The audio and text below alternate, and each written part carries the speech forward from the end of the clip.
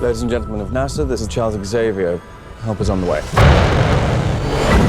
We get the astronauts, we bring them home. Go. The heat signature's rising fast. Where's Jean? Where is she? Jean!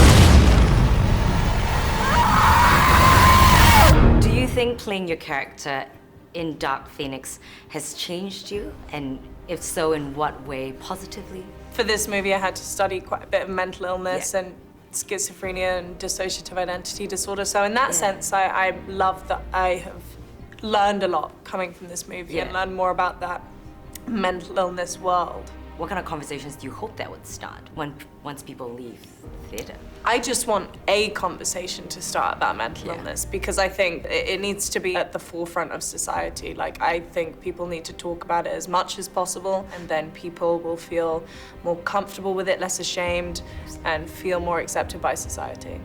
I think the thing I hope people will come away from this film, beyond just the ride of it, is that there's always a chance to help them and to bring them back. You know, I don't know that it was with an intention of starting conversations so much as trying to ground the movie in ideas and issues that we can all relate to, that we recognize. The real message of the movie is sort of love conquers all, both on the part of the family and on Jean's part, and as an answer to issues like mental health issues or family dynamics or that sense of, I don't know who I belong to anymore, I don't even know myself. We love the idea of exploring or presenting the possibility that love and those connections are a pathway out. It's funny. I can't actually remember the last time you were the one risking something. And by the way, the women are always saving the men around here. You might want to think about changing the name to X-Women. Some of the most powerful characters are women in this movie. So what do you hope little girls or women will feel when they leave the theater? Traditionally, you know, the X-Men movies have been based on male protagonists. It's been Xavier, Magneto, and Wolverine's show for quite a long time. And I felt like it was now a moment to bring these incredibly powerful female characters to the foreground rather than the background.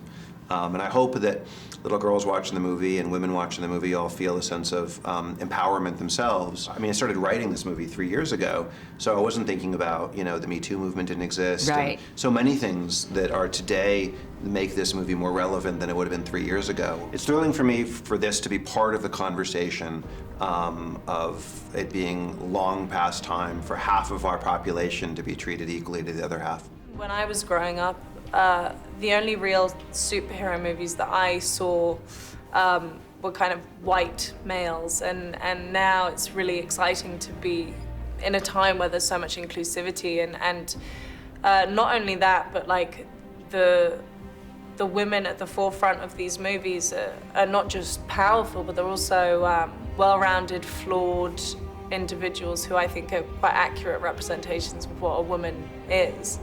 And so that's what I want young girls and young boys to see is, oh wow, that's me, but I can be, like, if I embrace this thing that makes me different, I can be strong, but it's also, it shows me as me in a really authentic way. And it's not a gratuitous way that they put a woman right at the forefront. It's not kind of a token thing. It's something that feels quite authentic, and that's what I want young people to kind of see.